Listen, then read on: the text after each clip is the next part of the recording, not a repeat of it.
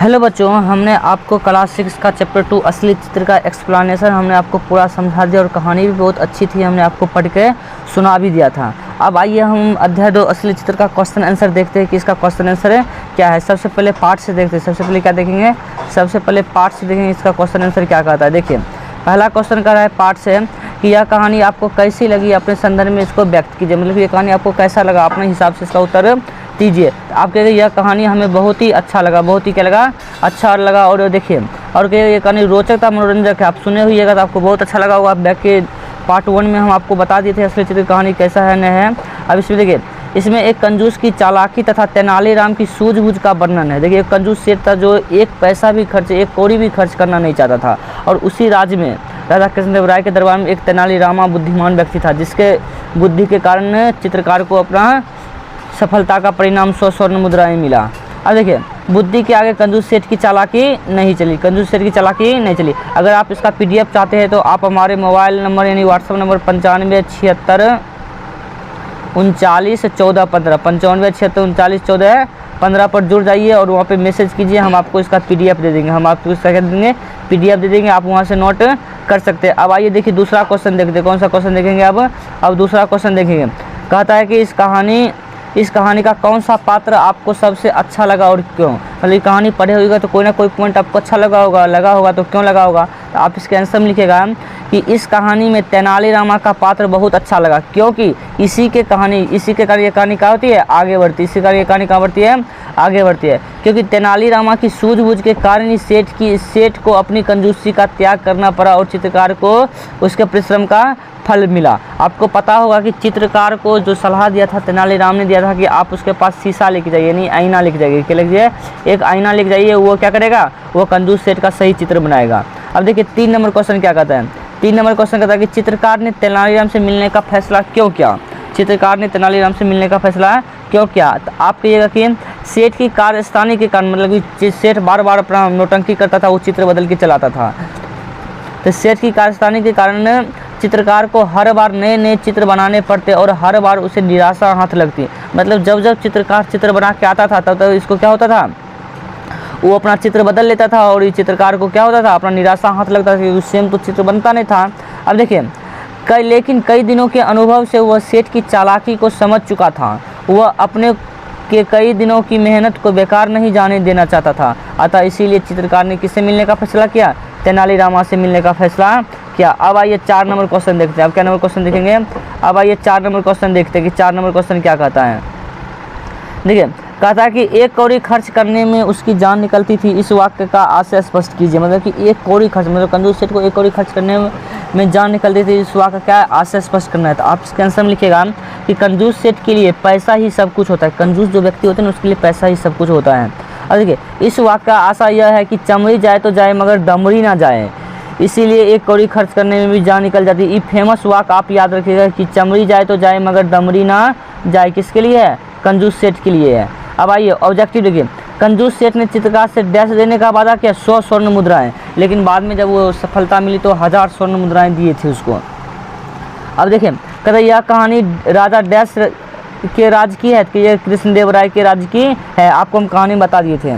चित्रकार ने डैश से सलाह ली, तेनालीरामा से सलाह ली। चित्रकार ने किससे सलाह ली, तेनालीरामा से सलाह ली। अब देखिए आगे क्वेश्चन देखिए। अगला क्वेश्चन कहता है कि एक दिन चित्रकार डैश लेकर सेठ के पास पहुंचा, कहिएगा आईना। अब तेनालीरामा राजा कृष्णदेव राय के दरबार में क्या था, विदूषक को या मंत्री को, मंत्री है कि है मंत्री। आपके अनुसार चित्रकार ने सेठ को चित्र की जगह आईना क्यों दिखाया। आपके अनुसार चित्रकार ने सेठ जी को आईना क्यों दिखाया। देखिए, क्या वो सेठ को मूर्ख समझता था, तो इत नहीं होगा। क्या वो मूर्ख समझता था, तो मूर्ख तो था ने, बहुत चालाक था। बहुत क्या था, बहुत चालाक था। वह सेठ की सही चित्र नहीं बना सकता था। वह सेठ के साथ जैसा का तैसा करना चाहता था। वह अपने परिश्रम पाना चाहता, वह अपने परिश्रम का फल पाना चाहता था। क्या पाना चाहता, अपने परिश्रम का फल पाना चाहता था। आज क्वेश्चन नंबर 2, क्वेश्चन नंबर कहते देखिएगा पार्ट से आगे। क्वेश्चन नंबर की देखिए पार्ट से आगे। क्वेश्चन नंबर 1 देखिए पार्ट से आगे। क्वेश्चन 1 देखिएगा पार्ट से आगे। कहता चित्रकार की जगह आप होते तो क्या करते। चित्रकार हम होते तो क्या करते, तो हम भी वही करते जैसा चित्रकार ने किया। तो चित्रकार की जगह पर मैं होता तो वही करता जैसा चित्रकार ने किया। मैं भी अपने आसपास के तेनालीरामा जैसे व्यक्ति से सलाह लेता ताकि मैं अपने परिश्रम का फल हासिल कर सकूं। अब कहता कि गप लगाने से नुकसान ज़्यादा होता है या फ़ायदा, 5 वाक्यों में लिखिए। मतलब कि आप गप लगाते हैं, भाषण देते हैं, बिना बात के बकचोदी करते हैं, तो आपको क्या होता है, नुकसान होता है कि फ़ायदा होता है? आप कहिएगा। गप लगाने के आधार पर अधिकतर ज़्यादा देर तक बातचीत करना होता है। मतलब कि जो गप लगाते हैं अक्सर देखेगा बातचीत करते रहेगा। 200 पॉइंट, ज़्यादा गप लगाने से समय की बर्बादी होती है। ज़्यादा गप लगाइए तो क्या होगा, समय की बर्बादी। गप लगाने के समय कभी कभी इंसान ऐसा भी बात बोल देता है जो उसे नहीं बोलना चाहिए। गप लगाता है तो कुछ बोल देगा, कुछ उसको कोई गारंटी नहीं रहेगा। अगर कहता है गप लगाते लगाते बेकार की बातें बोलना शुरू करते, गप लगाते लगाते बेकार की बातें बोलना क्या करते, शुरू करते। अब कहता है गप लगाने से नुकसान ज़्यादा होता है, फ़ायदा बहुत कम होता है। ये बात याद रखिएगा, गप लगाने से क्या होता है, नुकसान बहुत ज़्यादा होता है और फ़ायदा बहुत कम होता है। ये बात ध्यान रखिएगा।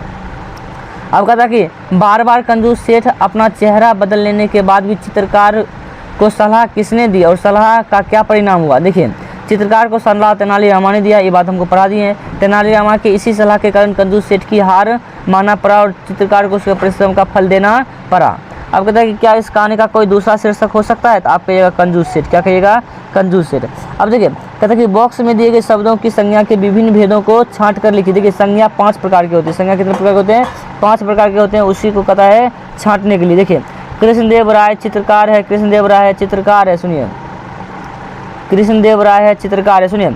उसके बाद तेनालीरामा है, पानी है, आईना है, लोग है, कंजूसी है, दूध है, ईमानदारी है, गाय है, वर्ग है, चीनी है, हिमालय है और मेला है। देखिए, संज्ञा 5 प्रकार का होता है। जातिवाचक संज्ञा, व्यक्तिवाचक संज्ञा, समूह भाववाचक संज्ञा, द्रव्यवाचक संज्ञा और समूहवाचक संज्ञा। जातिवाचक संज्ञा का मतलब है जिससे किसी व्यक्ति, वस्तु, स्थान या किसी समस्त जाति का बोध हो, उसे क्या कहते हैं? जातिवाचक। जैसे चित्रकार कर दिया, चित्रकार सब आ गया। गाय कर दिया तो सभी प्रकार के ने गाय चलाया, काली, उजली, पीली, जैसा भी हो, छोटा बड़ा सब गाय आ गया।